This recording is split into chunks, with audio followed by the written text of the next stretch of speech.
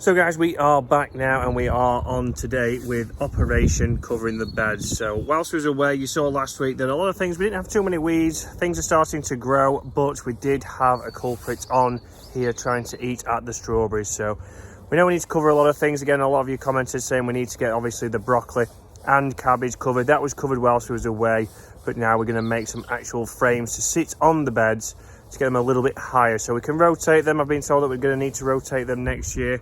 So we're going to be building those today. That's the start of this week. Again, we'll show you progress with things that we've got. We are going to go and get some more plants just to get a few things going. So again, more tomatoes. I want to have every single colour of tomato this year, so see what we can get. But let's show you what we've done. So again, next to the mint that is doing exceptionally well, we do have the strawberries that were covered. So there was slightly a gap where we have now put this, so it looks like something's been under there. Again, what do you think it was? We can see they've nibbled away most of the way down. The M1s are okay, but we can see that these ones certainly are going to take some getting back. But what do you think it is? On screen is what I think it is, but I'm not so sure. As we'll see, trees are really starting to come along here, starting to flower. Again, the gooseberry bush here is taking place. Again, apple or pear, that's the big question. Again, the currant bushes, we don't know what currants we've got yet. They are starting to flower and starting to get there.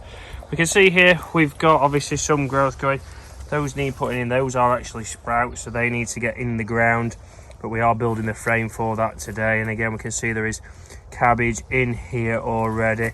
These are ones we put in before we went away, and we can really start to see that they are coming along nicely. So broccoli over here, and then we do have the cabbage. Again, potatoes, we've got later potatoes in those, so again, not new potatoes, they'll be for later on in the year. And you can see now we have some more plants. We have some lavender that is going to go down there, again, just to attract pollinators. And asparagus, we did have it covered, but you can see how tall they are growing now. So again, not too thick, but they're certainly starting to get along there. There is one that is struggling a little bit, but 3 of those have really come along nicely, really starting to take, and they'll be there for a long time until we pick them.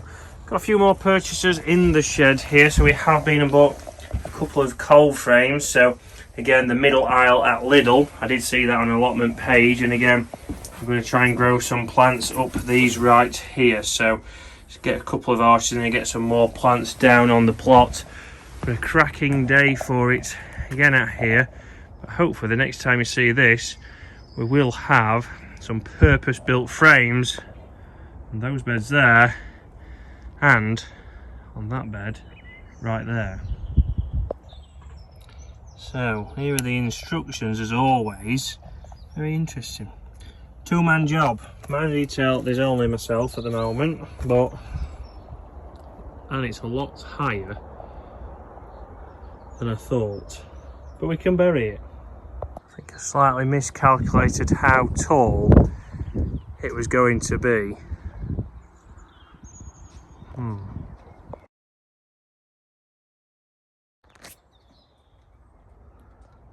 So we've got the timber for the frames here, so they are going to be small frames. Might even have some on the beds here maybe at some point, and then that's what we're going to use from Screwfix to basically cover that up. So again, put netting over that, get those on those beds up here and protect the veg.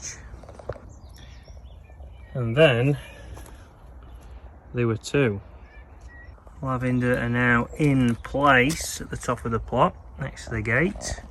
We've also split this bed here, so we're going to put some frames on there as well next to potatoes. So another frame there for that bed.